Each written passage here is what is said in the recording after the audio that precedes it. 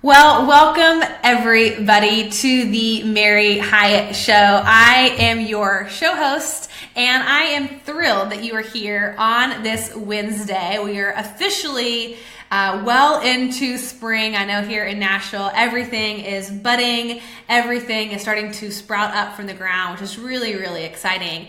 And maybe this is your first time on the show. Maybe you don't know who I am and somebody shared this video or recommended that you follow me. And I just want to say thank you for being here. Thank you for carving out the time to hang out with me on the show today. And if you don't know me very well, I am an entrepreneur. I am a body love advocate and really want to help women be able to look in the mirror and say, I love you. No matter your size, no matter your shape, no matter how much you weigh, to be able to say, I love you and I am enough.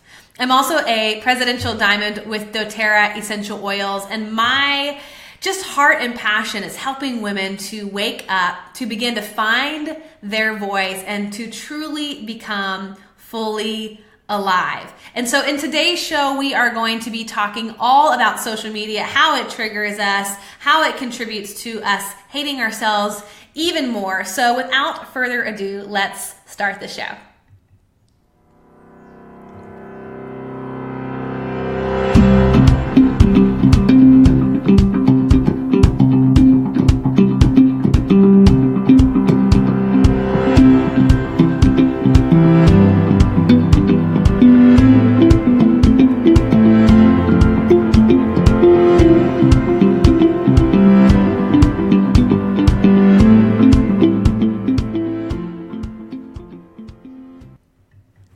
Y'all, I am super excited about today's show because I hear all the time that social media is addictive. Before we started this show, I asked in our pre-show, how much time do people typically spend on social media a day? And it seemed like the average was around 2 to 3 hours a day. So let's just pause that for a second and let's think about the time that we're spending on social media. So maybe we're driving in the car, and if you are a little sneaky behind the wheel, you're probably looking at social media while you're driving. And maybe if you've decided that's too dangerous, certainly at a stoplight, you start scrolling through Instagram, through Facebook, when you're in line for your coffee, when you are in the line for picking up your kids at school, when you are waiting on anything, for the chicken to roast, for the laundry to be done, for somebody to get back to you, what do? We start scrolling. We start opening up those apps and we start looking at all of those images, all of those quotes, anything and everything that is displayed from the people that we follow. We are seeing in a pretty massive consumption. Like, think about everything else that you do in your life. Maybe you read some in the morning, maybe you meditate, maybe you don't do any of that. Maybe you go to work, maybe you take care of the kids. I mean, that's a significant chunk of time that we are spending on social media. And so much so that if you're like most developed countries, certainly here in America, the first thing you do when you wake up, so you're laying in bed, you're in this beautiful deep sleep, alarm goes off, you wake up, flip over to the phone, grab the phone, start scrolling. First thing in the morning. I know I will admit to this, but one of my favorite times to look at social media is when I'm going to the bathroom in the morning because it's uninterrupted, nobody's in there, and I have about 15, 20 minutes of being able to scroll through everything, and that's first thing in the morning. So the first thing that I am consuming on a daily basis for years now, this is obviously something I'm working on, but is going to be social media.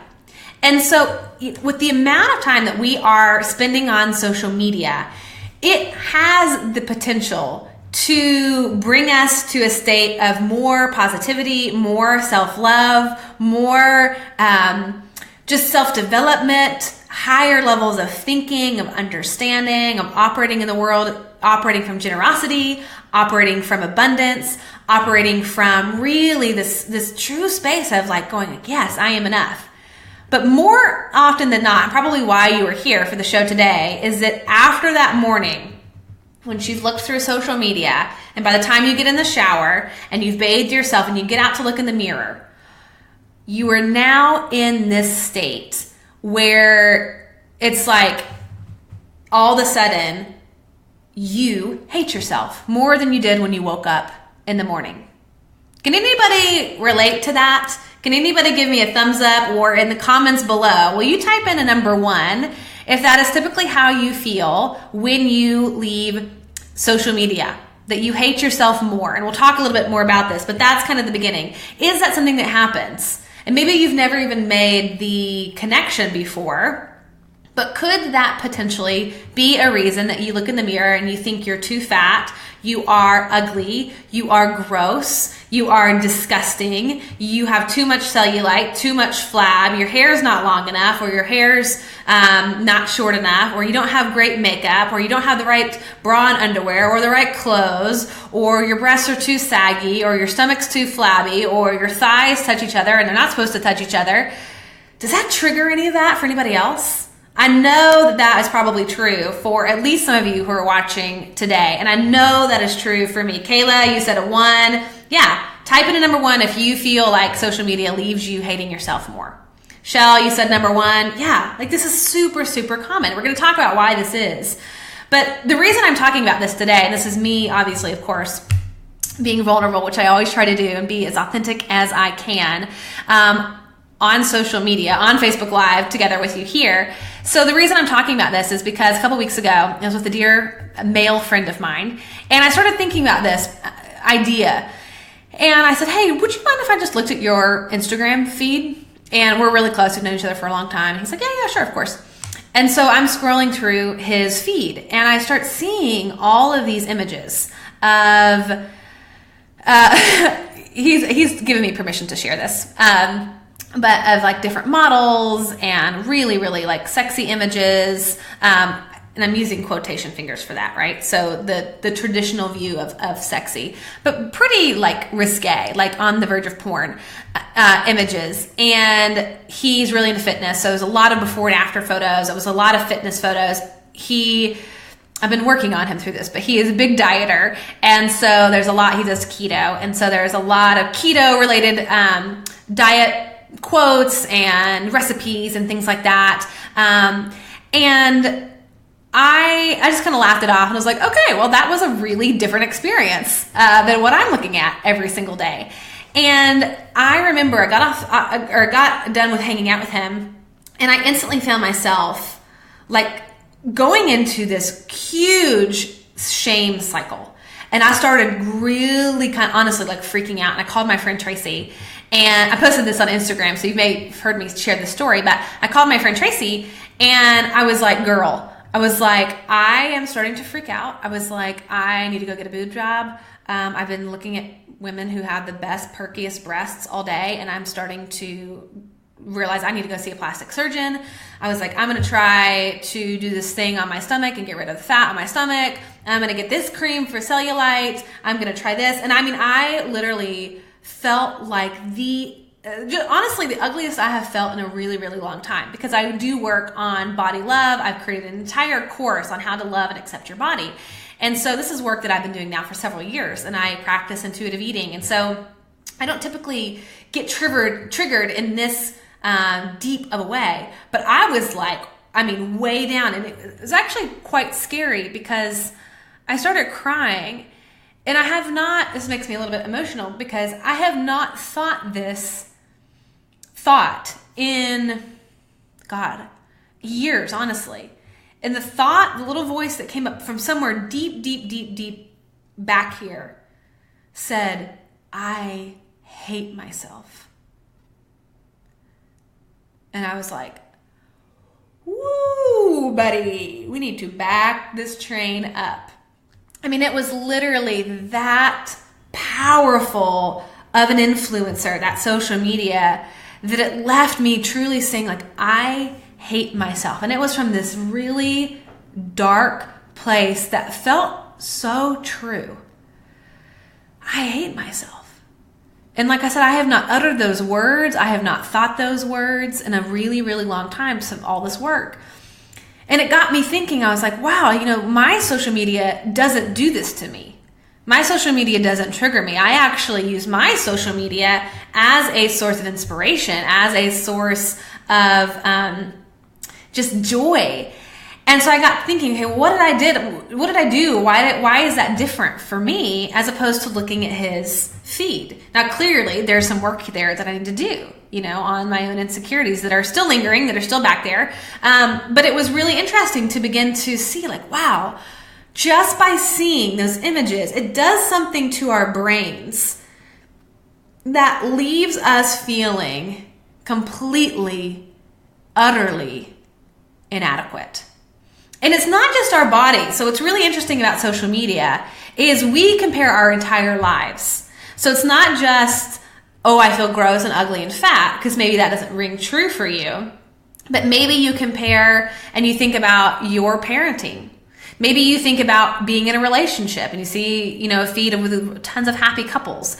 Maybe you see people who have babies and you are struggling with infertility. Maybe you are looking at people who are doing diets and you feel like, this is not something for you. Maybe you see people with these beautiful travel pictures and they have these grand, amazing lives, and you think that your life is completely lame. Maybe you see people with their spouse and they're all smiling and their kids are smiling and everybody's happy and everything is in order and everybody's house is super clean, and you start looking at your own house and you think, oh my God, has anybody had this experience? Like, I would love to know. And just, in the spirit of vulnerability and authenticity, I encourage you to share below in the comments. But what, in those areas, where do you feel like you get triggered the most? Is it body? Is it life? Is it parenting? Is it sexuality? Is it your significant other partnership? Is it motherhood? Is it business? Like maybe you see people rocking it out on business and your business isn't really thriving yet. Where do you feel like you were getting triggered the most? Lisa, you said yes. So I would love to know, Lisa, like where do you find this coming up the most? Like what category is triggering the most for you? So we're just kind of doing a little awareness exploration to see, okay, where do I typically get triggered when it comes to social media? And Lisa, other Lisa, we've got two Lisas on today. Lisa, you said it's my business. Yes. Yeah, totally. So I'm just so curious. Kayla, you said hitting it on the head. Thank you guys. I love it when you comment. This makes it so much more fun to have this conversation with you. But it's really interesting because on my social media, I see a lot of positive quotes, body positive images. So I'm going to display some photos. Now, when I show you kind of the differencing of these different social media accounts. So one I'm going to show you is kind of what my feed looks like on Instagram. And the other one I'm going to show you is kind of similar to what I was looking at when I was looking at my friend's phone. And Abhijit, you said living life, parenting, and business, most definitely. Lisa, you said business and life. Yeah. So I'm going to show you these images. Now, let me just say, this is what's triggering for me. So I'm going to just show you the difference, but you may have a feed that is full of a lot of different images. I almost got into the trap and I forgot that not all social media accounts look the same. So I've been kind of like, every time I hang out with a friend, I'm like, hey, can I look at your Instagram feed? And I start scrolling, I'm like, God, we like don't follow any of the same people. Like it's completely different. So every time they're on the phone, they're having a completely different psychological experience than I am having on my phone when I look at social media. And when you look at social media or the random person, we truly have made it a certain way subconsciously to where it's a psychological experience. Not only is it addictive, but it's signaling to our brain that this is real life. So let me show you the negative images first. So this is kind of what I looked at when I saw my friend's page or Instagram feed. So you can see, minus the ones with pregnant women, but you can see that this is really triggering for me. So I see these before and afters. I see these super sexy photos. I see different quotes like, it's such an amazing feeling to see your body changing, knowing all of your hard work is paying off. This is really triggering. There's these pictures of perfect parents, the perfect day, their kids aren't crying. It's like, great, right? And then I'll show you what I see. So kind of see what this makes you feel. Now again, before and after picture may not trigger you, but this is triggering for me because it basically to me says your only worth is in your after picture. Your only worth is in when you are thin. Your only worth is your body. And that's all we care about. You are an object. Your personality, where you are in your life doesn't matter, just your body. And so that's very triggering for me. So this is kind of what I see on my social media. So I follow a ton of plus size models, body positive accounts, intuitive eating accounts, spiritual accounts that leave me feeling uplifted, leave me feeling really inspired. And so you can just see some of these quotes like, the universe is giving you every experience to elevate your consciousness. Everything is happening in your favor. And so I have I follow so many of these accounts. Every other photo for me is a quote that's basically saying, you can do this. You're amazing. Life is here for you. Life supports you. We've got your back. You're good to go. And then I follow a lot of anti-diet accounts. So it's like losing weight is not your life's purpose. And then of course, I'm following a lot of these body positive accounts. I'm seeing bodies of all different shapes, all different sizes, disabilities, across the board. So you can kind of see that difference there. So it's a real different experience oftentimes. Like again, I want to just make sure that you realize your feed is unique to you. So you're not seeing what I'm seeing. I'm not seeing what you're seeing. And so are you triggered? Kayla, you said parenting, joyful family photos. Yeah, so that's what's triggering the most. So I want to encourage you today to recognize the intense, massive impact that social media has on your psyche, has on your state of confidence, has on the belief about who you are and what you are capable of. And if your social media is leaving you feeling like you are not enough, you're not a good parent, you're not a good partner, you're not thin enough, you're not smart enough, you're not rich enough, you're not well-traveled, well-spoken, your house isn't clean enough, it is time to create some change in your social media. And I think that it's so important to guard our minds. Because what we put into our minds, what we feed our minds is our picture of reality. It's how we see the world. It's the lens at which we see the world. So if I'm looking at basically all these accounts where everybody's thin and beautiful and sexy and perfectly airbrushed and great breasts and great mother, successful business, I start to believe that every single person on this planet is that way. I said in my Instagram post the other day, it's the syndrome that everybody is doing it syndrome. Everybody's thin. Everybody's a great parent. Everybody is working out. Everybody is on this amazing diet that's working for them. Everybody has this great sex life. Everybody has this great partner. And it's like we begin to believe that everybody is perfect and we are not. Everybody has their shit together and we do not. Everybody's life is amazing and ours is not. And that is an illusion, a very hurtful, painful, detrimental illusion that we have really bought into, because no matter if it's real or not, what we see on a screen, our brain picks it up as reality. So whatever you watch, whatever you see on a consistent basis, your brain thinks it's real. It cannot tell the difference between this is fake, this is the highlight reel, or not. And so I always say to people, the highlight reel on Instagram is not real life. The highlight reel on Instagram is not real life. You can quote me on that, baby, because we think it's real. We think it is real. And so what happens is when we buy into the illusion, when we buy into this illusion that everybody's life is great and perfect and whole and ours are not, we start believing on a deep, deep level that we are broken, that something is wrong with us, that we are missing something, that we are lacking something. Lisa, you said this is so true. Yeah, I mean, does anybody else experience this, struggle with this, that, buying into this illusion?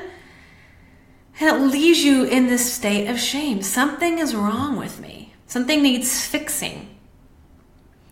And I say this in my course, but the diet industry, the beauty industry, the fitness industry would not exist if we believed we were fine just as we were, that we were wholly lovable, that we were enough. The beauty industry, the fashion industry, the fitness industry, the diet industry would not exist if we believed that we were lovable just as we are. No, we have to believe that we are not enough, that we are broken, that we need fixing in order to start purchasing all the solutions. So it's a lot of brainwashing going on if we are not in control of it ourselves. So it creates comparison immediately. And as we know, comparison is the thief of joy. I'm sure you've heard that quote. I think it's by Theodore Roosevelt a million times.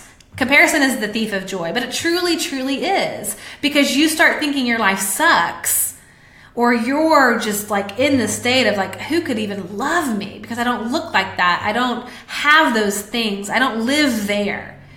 It robs you of your present life. It robs you of what's happening here in real time. And so it really does. It creates comparison. It creates this feeling that you are not enough, that there's something wrong with you. And I love this quote from Reader's Digest, and it says, when two German universities joined forces to investigate social networking, researchers discovered that 1 in 3 people surveyed felt worse, lonely, frustrated, or angry after spending time on Facebook, often due to perceived inadequacies when comparing themselves to friends. So it's basically, you know, this pressure that ends up happening. We all of a sudden feel all this pressure to perform, to keep up with the Joneses.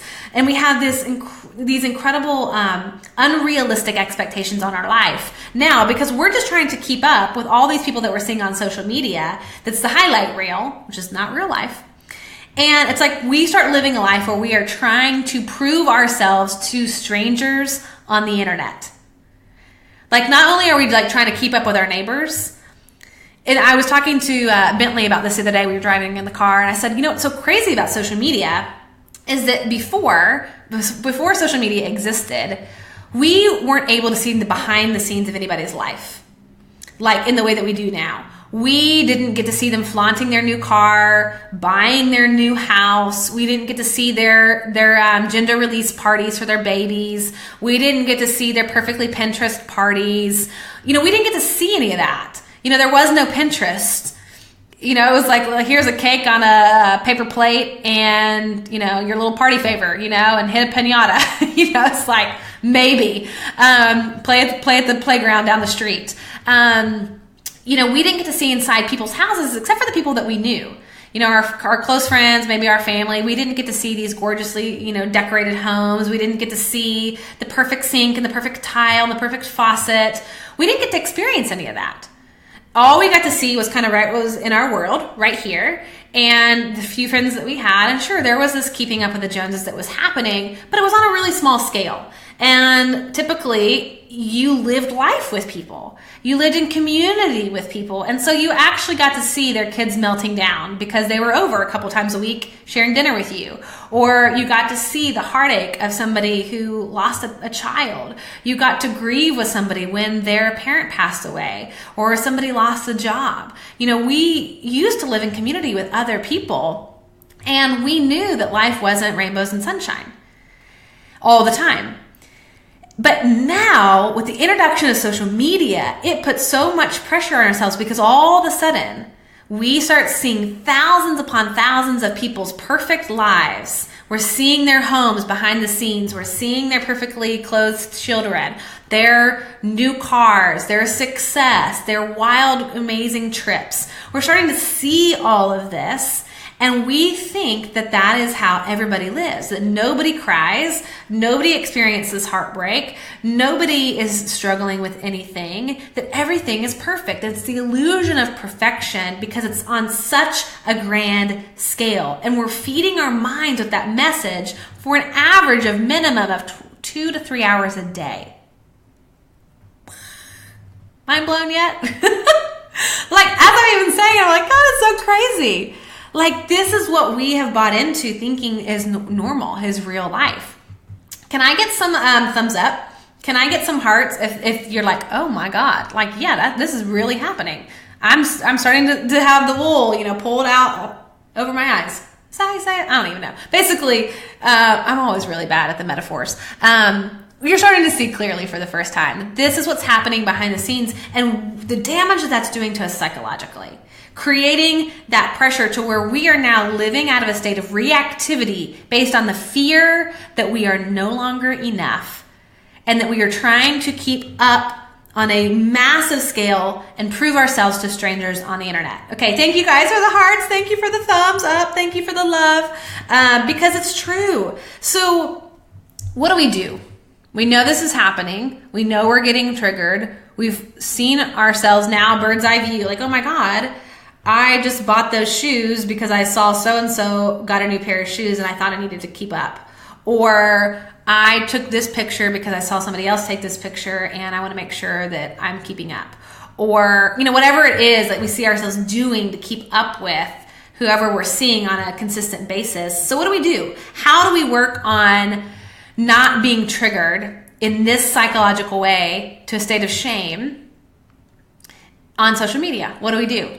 So what I would suggest is, first and foremost, number one, is to curate your social media feed. So what does that mean? This is the most powerful thing you can do. I did this a few years ago, and that's why I was so shocked when I saw my friend's feed, because my feed, like I said, is full of body positive images, all different bodies, shapes, sizes, colors, disabilities, sexual orientation, all of these quotes that are super, super inspiring. And I have basically curated what I want my reality to be, which is a state of love, which is this experience of abundance, of hope, of joy, of people radiating, people that are living their lives, that aren't afraid to show the mess, that aren't afraid to be real and vulnerable. And so the first thing that I encourage you to do is curate your social media feed by unfollowing any accounts that trigger you. And this is where you just have to gain the courage that even if it's a dear friend or a close acquaintance, just unfollow them or unsubscribe to their notifications. But I would encourage you to unfollow anybody that triggers you in a negative way, that makes you feel less than, that makes you feel ugly, gross, disgusting, stupid, ugly. So that's twice, because that's usually how it goes.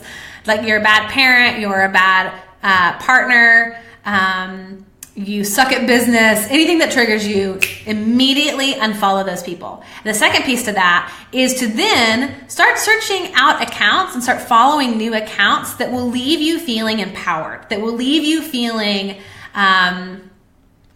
just like, I can take on the world, that I am enough just who I am, that everything that I need, I already have, that there is an abundance of space in the world for me, that I own my own uniqueness.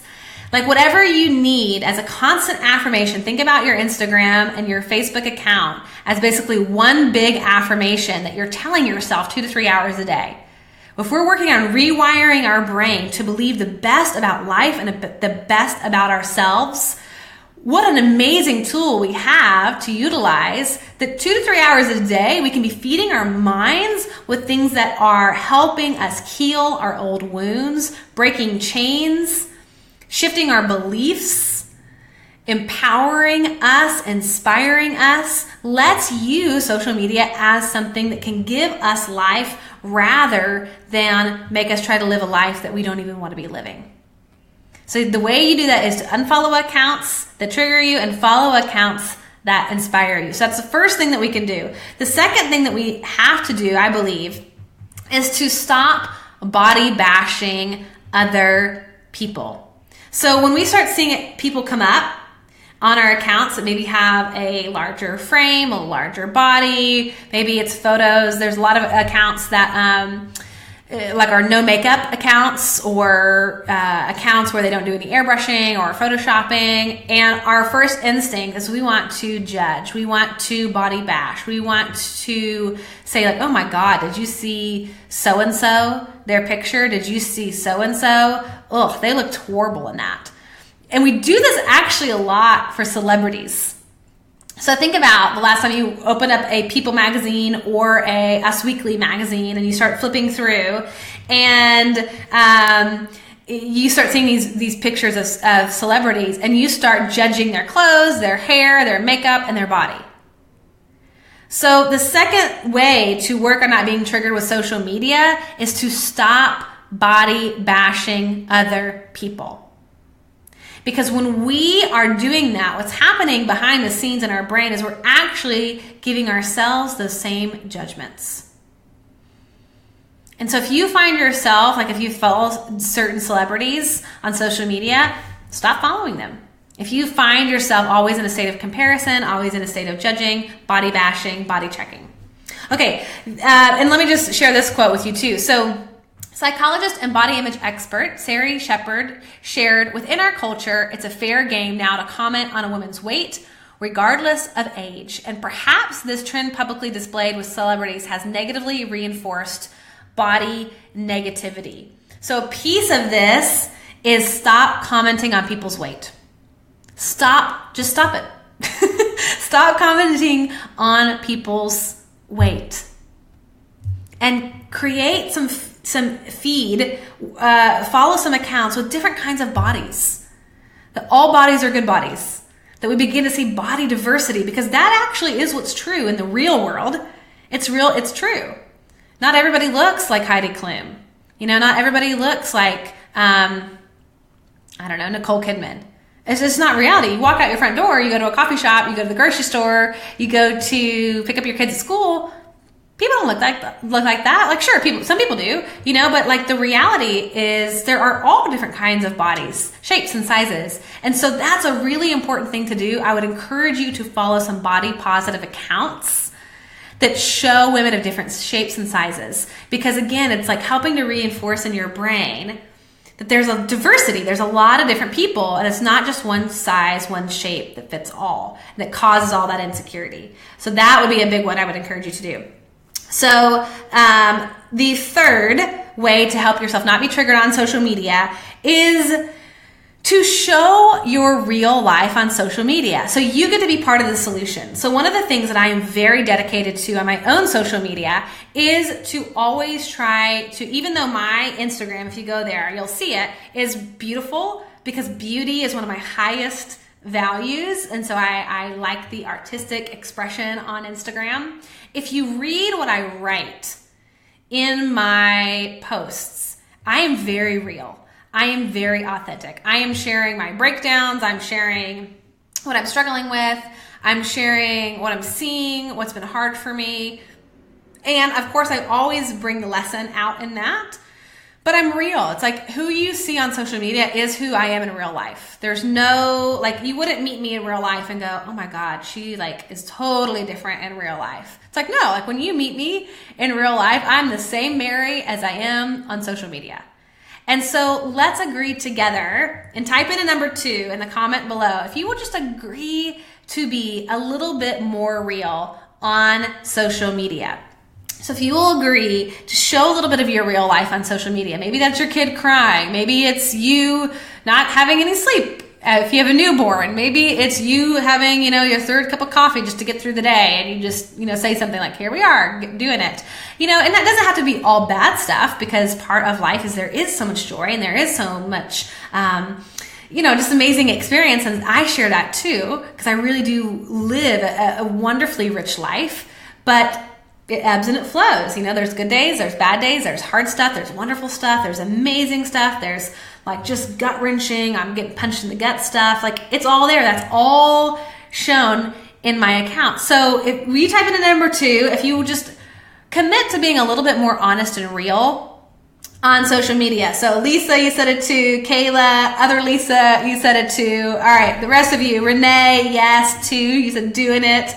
I love it, because it really is going to require that we change collectively. That it's not just me, it's not just one person, but as a tide, if we want the tide to shift, if we want it to change, then we have to do it together. So I love that, hey gosh, at least 4 of you guys are going to be doing this. That's 4 more people than we had before. So thank you guys for committing to that. Love, love, love that. So that's the third reason. Now, the last and final way to help yourself not be triggered on social media, this is so important, is to create relationships offline. If we consume 2 to 3 hours on social media every day, and that's what we believe is the real life, is the real world, is our current reality, we need to balance that out with being with real live people. It's kind of crazy that we have to even say that, but that's the world we live in. So in order to stop being triggered, we have to go back to real life, hanging out with real people, with real problems, with real dreams, with real victories, with real heartbreak, with real kids screaming, with real kids, or I should say with real cats, throwing up in the corner, dishes in the sink, beds not made, hair a mess, no makeup on, chicken burning in the oven, whatever real life might look like. Create relationships offline. Have people over to your home. It's so important to be able to be with real people because it helps to kind of bring us back to real life, back to the present moment. So we want to curate our social media, stop body bashing, celebrities or otherwise, and commenting on weight, show your real life on social media, and create relationships offline. That will really help us to stop being triggered on social media and believing that we are not enough and that we have to keep up with the Joneses. Because at the end of the day, all of your heroes are human. We are all human beings. And it is an illusion to believe anything else. That the people that are up here, even the people that are down here, everybody in between, we are all human. None of us has a real life that looks like a highlight reel. None of us have perfection in our life. And so it's so important to remember that even our heroes are human. And so I hope that I have encouraged you, given you permission, and just upped your level of awareness. Like, oh my God, I have power to change what I am consuming every day. I am not a victim to my social media feed. I can unfollow people. I can follow new people. I can make this exactly what I want it to be. And you'll know it's exactly what you want it to be when you leave feeling charged, inspired, ready to go, ready to take on the world, that you feel lovable, that you feel like you are enough. That's when you know that you are using a powerful tool for good versus being a prey, a victim to a tool that aims to reinforce that you are broken, flawed, and need fixing. It's powerful. So guard your mind. Guard your mind. And Charlene, you said you're already doing it. What you see is really what you get. And Jocelyn, you said, you're a champ. Thanks, girl. And Renee, I love this. You said, okay, I'm going to post a real picture of my desk. I love it. One of the other things I would encourage you to do is post a real photo of yourself. So if you have a profile picture that's like 5 years old, when you were thinner or younger, update your photo to reflect who you are today and what you look like today. That's just a little quick thing that you can do as well. So guys, thank you so much for being with me today, for being open to shifting some things with your social media and ultimately creating a life that really works for you instead of against you.